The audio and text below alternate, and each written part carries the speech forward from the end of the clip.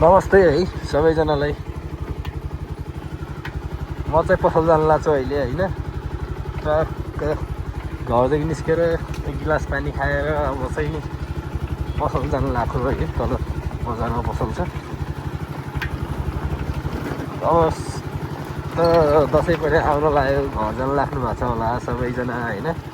के छ कसो छ तपाईँहरूको दसैँ तिहारको प्रोग्राम के भइरहेछ? जहाँ हुनुहुन्छ के हुनुहुन्छ जस्तो हुनुहुन्छ तत्त चाहिँ मजाले रमाइलो गरेर बस्नु होला होइन, खुसी भएर। अब यहाँदेखि हाइवे भेट्छ, यहाँदेखि यसरी जान्छ, यहाँदेखि स्ट्रेट कसरी जाने हो होइन।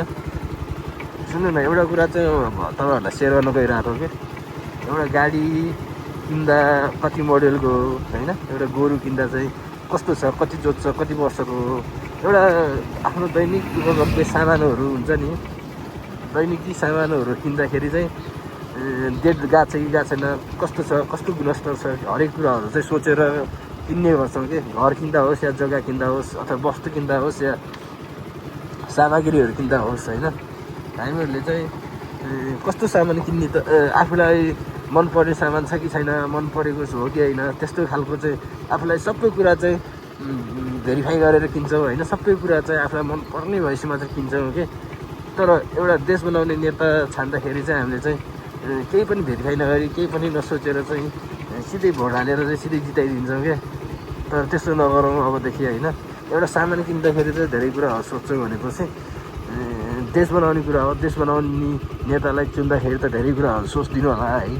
अबदेखि चाहिँ आउने जेनेरेसनले चाहिँ नयाँ नेतृत्वहरू चुन्दाखेरि अब फागुनको 21 गते चुनाव हुन गइरहेछ।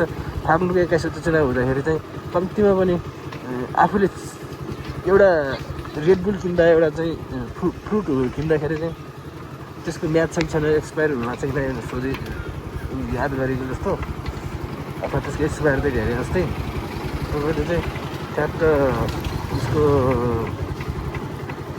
देश बनाउने नेता छान्दाखेरि चाहिँ एकदम धेरै कुराहरू सोचेर चाहिँ गरिदिनुहुन्छ र अमूल्य मतदान गर्नुहुन्छ भन्ने कुरा चाहिँ आशावादी छु।